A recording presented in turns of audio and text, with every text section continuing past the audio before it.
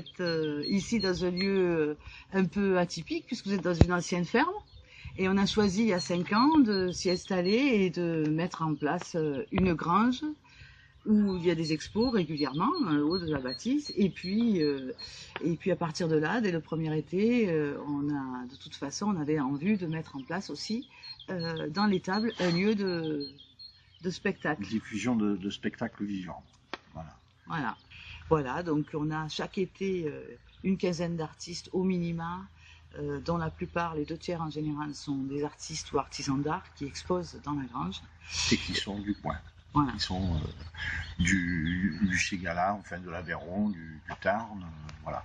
Et après, on élargit un petit peu, mais bon, on essaye de favoriser quand même les talents locaux.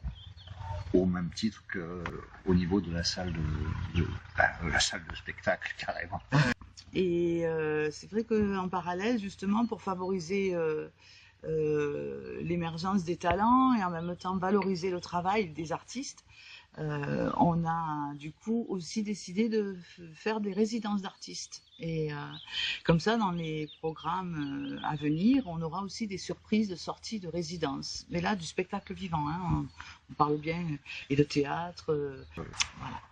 Et au même titre que cette année, on va mettre en place ce qu'on appelle les scènes ouvertes, donc qui seront en été, et qui permettront aux gens qui ont envie de déclamer un poème, ou chanter une chanson, ou jouer d'un instrument, de venir passer une soirée.